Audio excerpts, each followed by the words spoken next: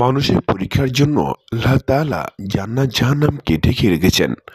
জাহান্নামকে ঢেকে রেখেছেন আরাম আয়েশ ও আমোদ ফুর্তি দিয়ে, আর জান্নাতকে ঢেকে রেখেছেন দুঃখ কষ্ট ও বিপদ মুসিবত দিয়ে। সুতরাং আরাম আয়েশ ও ভোগবিলাসের দুঃখায় পড়ো না এবং জাহান্নামের পথে জীবন বরবাদ করো না।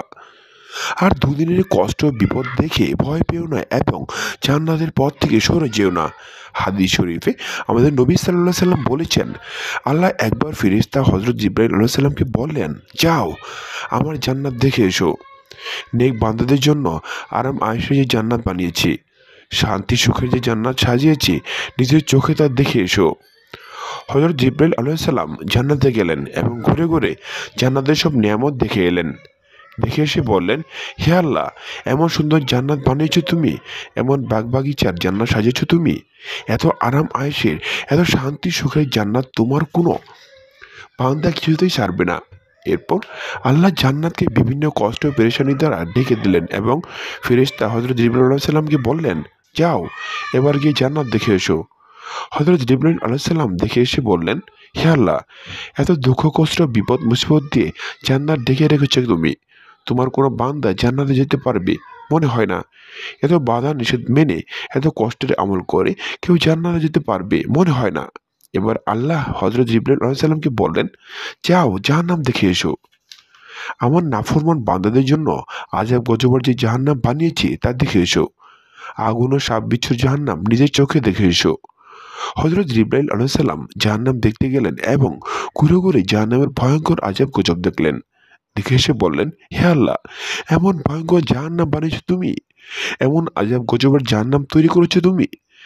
এখন এমন আগুনের জাহান্নামে, এমন সাপ বিচ্ছুর জাহান্নামে তোমার কোনো বান্দা যেতে চাইবে না। সবাই জাহান্নাম থেকে বাঁচার চেষ্টা করবে, যত দুঃখ কষ্ট হোক, যত বিপদ মুসিবত হোক, সব সহ্য করবে, তবু জাহান্নামের আগুন নেভাতে চেষ্টা করবে। এরপর আল্লাহ তাআলা বিভিন্ন আরাম আয়েশ ও ভোগবিলাস দ্বারা এবং চাকচিক্য ও জাকজমক দ্বারা জাহান্নামকে ঢেকে দিলেন এবং ফেরেশতা জিবরাইল আলাইহিস সালামকে বললেন, যাও আবার গিয়ে জাহান্নাম দেখে এসো। হযরত জিবরাইল আলাইহিস সালাম দেখে এসে বললেন, হে আল্লাহ, এত আরাম আয়েশ, আমোদ ফুর্তি ও চাকচিক্য দিয়ে জাহান্নাম ঢেকে রেখেছো তুমি, তোমার কোনো বান্দা জাহান্নাম থেকে বাঁচতে পারবে না। সবাই আরাম আয়েশে ডুবে যাবে, আমোদ ফুর্তিতে মজে থাকবে, আর দলে দলে জাহান্নামে যাবে। নবী সাল্লাল্লাহু আলাইহি সাল্লাম বলেছেন, একদা আমি ঘুমিয়েছিলাম, এমন সময় স্বপ্নে আমার নিকট দুই ব্যক্তি উপস্থিত হলেন। তারা আমার উভয় বাহুর ঊর্ধ্বাংশে ধরে আমাকে এক দুর্গম পাহাড়ের নিকট উপস্থিত করলেন এবং বললেন, আপনি এই পাহাড়ে চড়ুন। আমি বললাম, এই পাহাড়ে চড়তে আমি অক্ষম। তারা বললেন, আমরা আপনার জন্য চড়া সহজ করে দেব। সুতরাং আমি চড়ে গেলাম। অবশেষে যখন পাহাড়ের চূড়ায় গিয়ে পৌঁছলাম, তখন বেশ কিছু চিৎকার ধ্বনি শুনতে পেলাম। আমি জিজ্ঞেস করলাম, এই চিৎকার ধ্বনি কাদের? তারা বললেন, এ হলো জাহান্নামবাসীদের চিৎকার ধ্বনি। তারা আমাকে নিয়ে চলতে লাগলেন।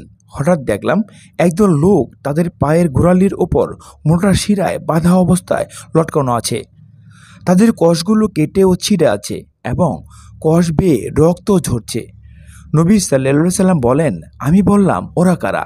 তারা বললেন, ওরা হলো তারা যারা সময় হওয়ার পূর্বেই ইফতার করে নিত। নবী সাল্লাল্লাহু আলাইহি সাল্লাম বলেছেন যে, কিয়ামতের দিন এক ব্যক্তিকে উপস্থিত করে জাহান্নামে নিক্ষেপ করা হবে।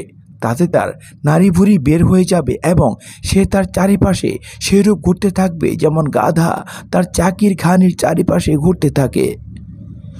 এই দেখে দুজকবাসীরা তার আশেপাশে সমবেত হয়ে বলবে, ওহে অমুক, কী ব্যাপার তোমার?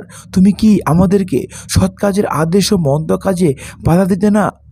সে বলবে, হ্যাঁ, আমি তোমাদেরকে সৎ কাজের আদেশ দিতাম, কিন্তু আমি নিজে তা করতাম না, আর মন্দ কাজে বাধা দিতাম, কিন্তু আমি তা নিজে করতাম। বুখারী ও মুসলিম। নবী সাল্লাল্লাহু আলাইহি সাল্লাম বলেন, আমি মিরাজের রাতে এমন একদল লোকের পাশ দিয়ে অতিক্রম করেছি যারা আগুনের কাইচি দ্বারা নিজেদের ঠোঁট কাটছিল।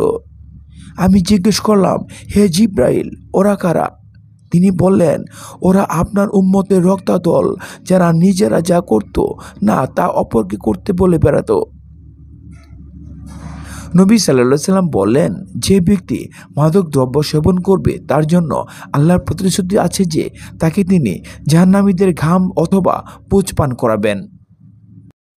দেখে জিব্রাইলও কাঁদেন, মিকাইলও কাঁদেন। মহান আল্লাহ তাআলা যখন জাহান্নামকে সৃষ্টি করলেন তখন তাকে দেখে ফেরেশতারা অজ্ঞান হয়ে গিয়েছিলেন।